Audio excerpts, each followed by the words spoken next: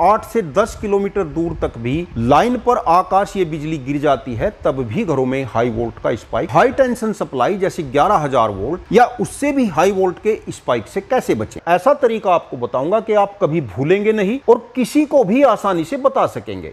Hello friends, आज का video कुछ व्यूअर के लिए बहुत ही खास होने वाला है, क्योंकि अक्सर देखा जाता है कि घरों में हाई टेंशन सप्लाई जैसे 11,000 वोल्ट या उससे भी अधिक या आकाशीय बिजली का स्पाइक अक्सर आ जाता है और हमारे घरेलू उपकरण डैमेज हो जाते हैं, और यदि उस समय व्यक्ति संपर्क में आ जाए तो बहुत बड़ा हादसा हो जाता है। तो 11,000 वोल्ट या आकाशीय बिजली से अपने घरों को, स्वयं को और अपने उपकरणों को कैसे बचाएं। नमस्कार दोस्तों, मैं आपका दोस्त अरविंद और आप देख रहे हैं अपना यूट्यूब चैनल माइक्रोवेव नागल। आपसे वही एक रिक्वेस्ट कि यदि चैनल को अभी तक सब्सक्राइब नहीं किया तो प्लीज चैनल को सब्सक्राइब जरूर कर लेना। दोस्तों, वीडियो स्टार्ट करते हैं। और एक बहुत बड़ी और भयानक भ्रांति जो अक्सर फैलाई जाती है कि आकाशीय बिजली, 11,000 वोल्ट और घर की वायरिंग के लिए अर्थिंग एक ही होती है।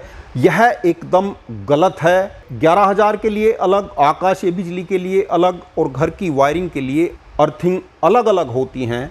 इनकी साइज और कैपेसिटी भी अलग अलग होती है। घर की वायरिंग के लिए अर्थिंग कैसे करें, इस डायग्राम के माध्यम से पहले समझेंगे कि घर में विद्युत सप्लाई कैसे होती है।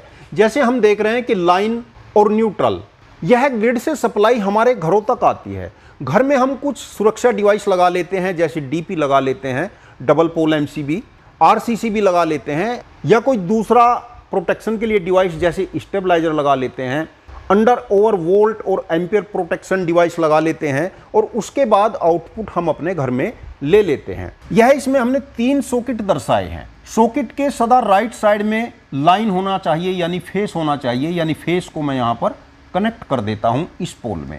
इसी को अगले सॉकेट के इससे कनेक्ट कर लेते हैं और इसी से इस सॉकेट के इस पॉइंट को कनेक्ट कर देते हैं, और इसी प्रकार हम न्यूट्रल को भी कनेक्ट कर लेते हैं। यहाँ न्यूट्रल आ जाता है हमारा, यहाँ से इस पॉइंट में और यहाँ से इस पॉइंट। लेकिन एक तीसरा पिन भी सॉकेट में होता है जिसको अक्सर आप देखते होंगे। यह पॉइंट होता है अर्थिंग के लिए, जिसको अक्सर यूजर और मैकेनिक नज़रअंदाज कर देते हैं और घर में वायरिंग में अर्थिंग कनेक्ट ही नहीं करते। ऊपर के यह तीनों पॉइंट हमें आपस में कनेक्ट कर लेने होते हैं, और यह जो मेटल का बोर्ड होता है, इस मेटल के बोर्ड को भी एक वायर से हम कनेक्ट कर देते हैं। इस प्रकार घर में जितने भी स्विच सॉकेट बोर्ड लगे होते हैं या फैन बॉक्स लगे हैं या कंसीड लगे हुए हैं, उनकी सबकी बॉडी को इस वायर से कनेक्ट करना होता है, और सबको कनेक्ट करते हुए यह वायर कहीं लाकर हमें अर्थिंग कर देना होता है। यह होती है सिंपल सी वायरिंग के लिए अर्थिंग। एक वीडियो में इसका पूरा प्रोसीजर हमने बताया हुआ है, उसका लिंक डिस्क्रिप्शन में दे रहा हूं। अब इस प्रकार अर्थिंग का इस्तेमाल करने से हमारे घरों में या उपकरणों में हमें करंट क्यों नहीं लगता, इसके लिए भी आपको समझना बहुत ज़रूरी है। मान लीजिए हमारा कोई उपकरण है, कोई फ्रिज है, वॉशिंग मशीन है, कूलर है, पंखा है, कुछ भी ये हमारा उपकरण है। इस उपकरण में कोई ना कोई मोटर या कहीं ना कहीं से बिजली जरूर आती है। तो आपने अक्सर देखा होगा कि किसी भी उपकरण में इस प्रकार के 3 पॉइंट का यह प्लग होता है। इसमें एक फेस होता है, एक न्यूट्रल होता है और यह अर्थिंग के लिए पॉइंट होता है। और जब भी हम इस प्लग को किसी सॉकेट में लगाते हैं तो यह पॉइंट हमारा ऑटोमेटिक इस अर्थिंग से जुड़ जाएगा, और यह उपकरण की बॉडी से कनेक्ट होता है, बॉडी से जुड़ा हुआ होता है। तो इस उपकरण का लीड के माध्यम से एक पॉइंट हमारा न्यूट्रल से कनेक्ट हो जाएगा, एक पॉइंट सॉकेट के माध्यम से लाइन से कनेक्ट हो जाएगा, और एक पॉइंट जो बॉडी से टच होता है वह हमारा इस पॉइंट यानी अर्थिंग से कनेक्ट हो जाएगा। तो जब भी कभी इस उपकरण में कोई फॉल्ट हो जाता है, यानी इसका यह बिजली का पॉइंट इसकी किसी बॉडी से टच हो जाता है, तो जब भी हम इसको छुएंगे तो हमें करंट लगेगा। लेकिन यदि हमने अर्थिंग से इसको जोड़ा हुआ है तो जब भी कभी यह शॉर्ट होकर बॉडी से कनेक्ट हो जाएगा तो बॉडी के माध्यम से यह करंट यहाँ से सप्लाई होते हुए अर्थिंग हो जाएगा, और हम इसको छुएंगे तो भी हमको करंट महसूस नहीं देगा। तो यह तो होती है घरों में वायरिंग में अर्थिंग की व्यवस्था।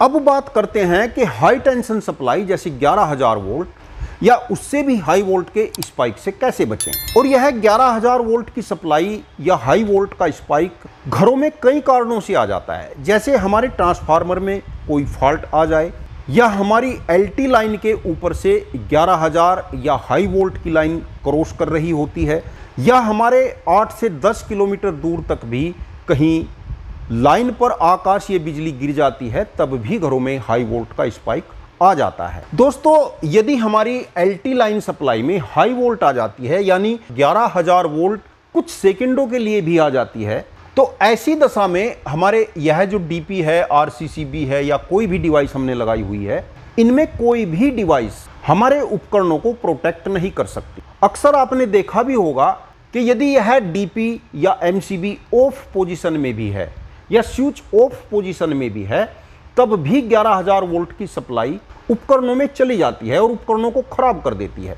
क्योंकि हमारे जो स्विच होते हैं या एमसीबी होती है, उनके जो 2 पॉइंट होते हैं आपस में ऑन ऑफ करते हैं, इनके बीच की दूरी बहुत कम होती है, और जब भी यहाँ से हाई वोल्ट सप्लाई आएगी तो यह स्पार्क करके इधर सप्लाई कर जाती है। इससे बचें कैसे? यह डिवाइस तो हम लगाते ही हैं, हमको एक डिवाइस यह लगानी पड़ती है, इसको कहते हैं एसपीडी, सर्जिकल प्रोटेक्शन डिवाइस, और इसको हम अपनी लाइन में पैरेलल कनेक्ट करते हैं। जैसे फेस को फेस से और न्यूट्रल को न्यूट्रल से कनेक्ट करते हैं। इस डिवाइस के अंदर मेटल ऑक्साइड सॉलिड फॉर्म में भरा हुआ होता है। इस डिवाइस में 3 पॉइंट होते हैं, एक लाइन का, एक न्यूट्रल का और एक अर्थ का, और इस अर्थ को हमें ग्राउंड करना होता है। अब इसका वर्क जानते हैं।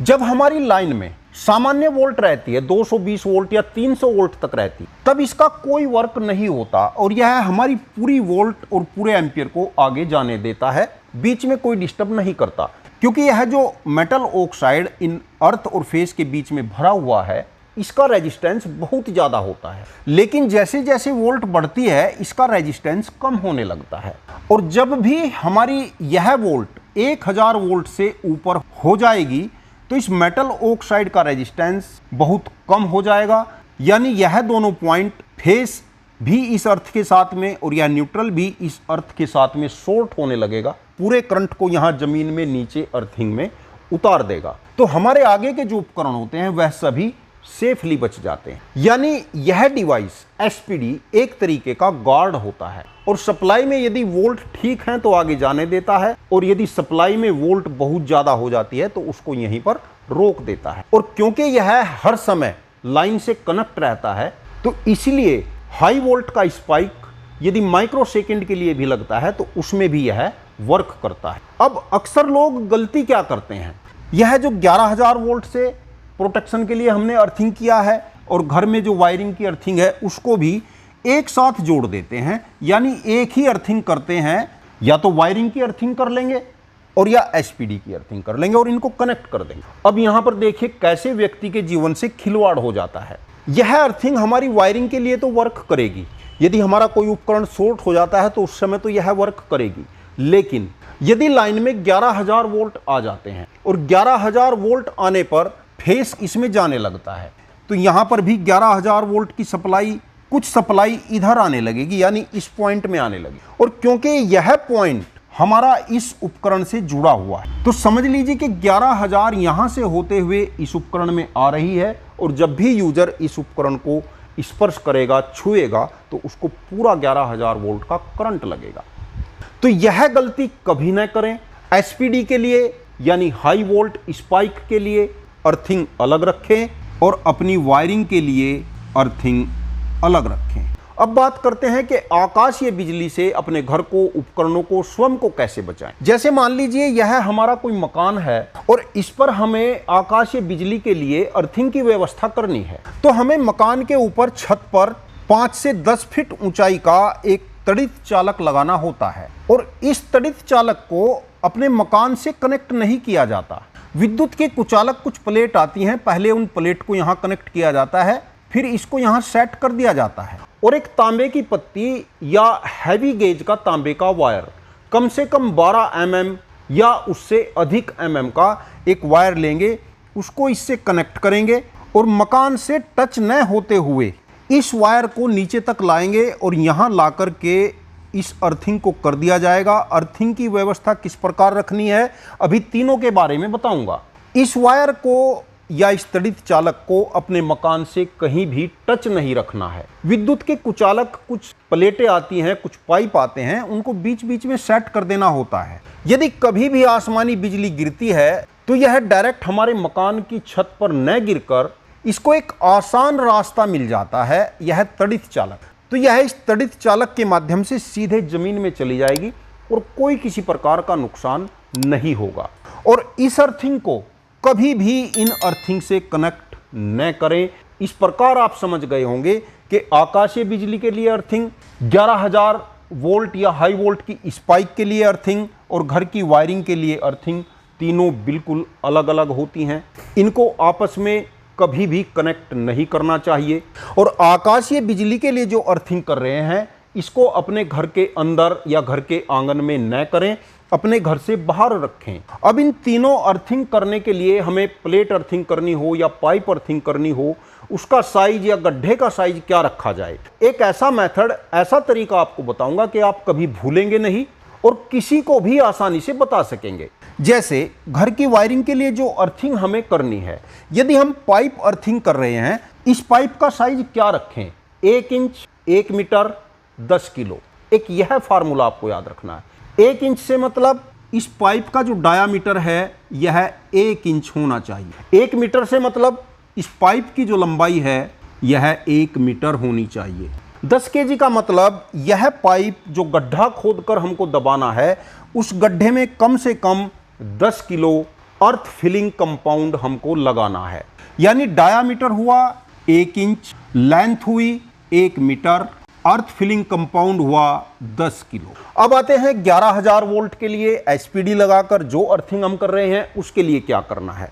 उसके लिए 2 इंच, 2 मीटर, 20 केजी, यानी जो पाइप हमको रखना है उसका डायामीटर 2 इंच का होना चाहिए, पाइप की जो लंबाई रखनी है 2 मीटर होनी चाहिए और उसके गड्ढे में हमें जो अर्थ फिलिंग कंपाउंड डालना है वह 20 किलो होना चाहिए। अब आते हैं आकाशीय बिजली के लिए 4 इंच, 4 मीटर, 40 केजी। और यह जो मेजरमेंट है यह मिनिमम है, यानी कम से कम है। इससे ज़्यादा रख लें तो कोई दिक्कत नहीं। जैसे पाइप का डायामीटर 4 इंच से 5 इंच रख लें, कोई दिक्कत नहीं। पाइप की लंबाई 4 मीटर से ज़्यादा रख लें, कोई दिक्कत नहीं। और अर्थ फिलिंग कंपाउंड ज़्यादा रख लें, कोई दिक्कत नहीं। यहाँ पर आपके दिमाग में एक प्रश्न आ रहा होगा कि यह तड़ित चालक किस प्रकार का होना चाहिए, किस साइज का होना चाहिए।